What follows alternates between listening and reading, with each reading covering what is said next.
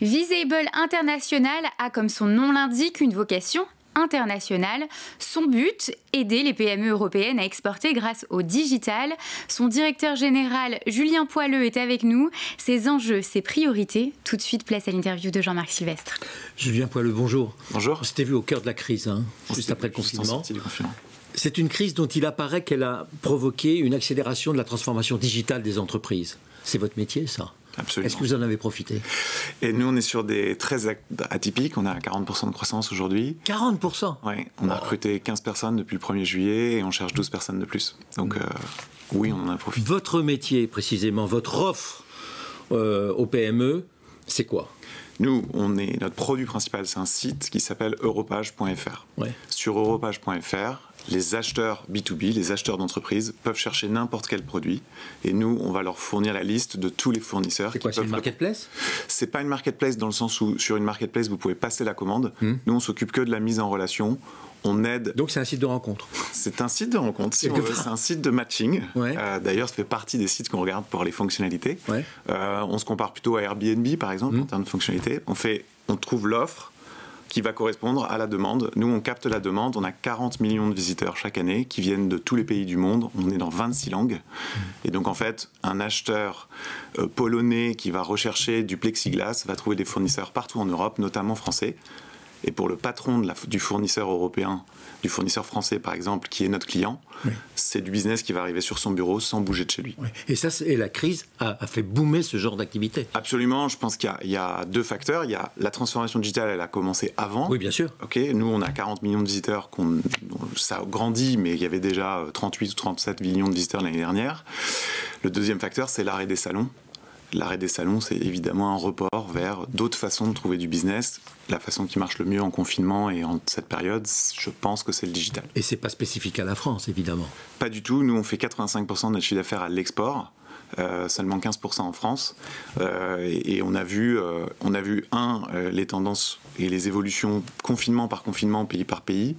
Mais on voit effectivement que c'est une tendance de fond, ce report vers le digital et l'activation digitale comme un nouveau levier. Alors parallèlement à ça, vous faites des offres de services, conseils pour faire des campagnes de promotion ou d'image. Absolument. Hein, vous êtes devenu un spécialiste de Google, le emailing, tout ça, c'est votre vie quotidienne. Ça, c'est notre métier. Une fois on commence par Europage en général et on ajoute des services en plus pour rendre encore plus efficace la présence digitale du fournisseur. Effectivement, on est Google Partner premier, on est le seul dans le B2B. C'est-à-dire que le référencement, tout ça, on nous confie un budget, on le gère, on l'optimise pour qu'il soit dans tous les pays d'Europe, vous ramène le business dont vous avez besoin. Et puis on a lancé ça post-confinement, mais l'offre emailing, c'est nouveau.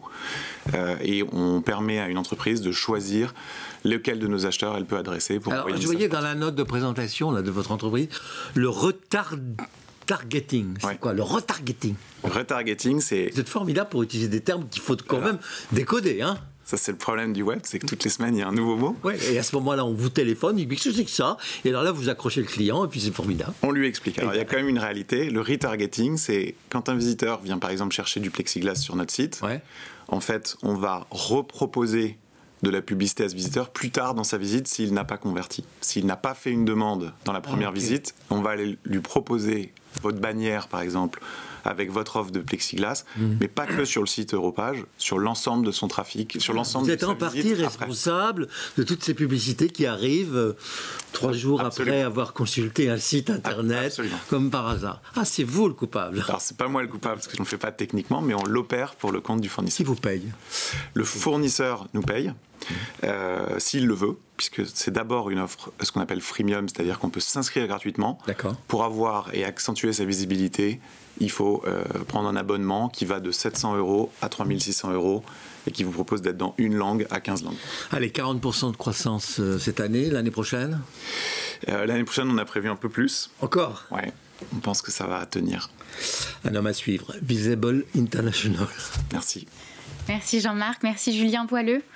Je rappelle que vous êtes le directeur général de Visible International, éditeur du site de recherche de fournisseurs Europage. C'est la fin de cette émission, merci de nous avoir suivis. On se retrouve demain avec de nouveaux entrepreneurs.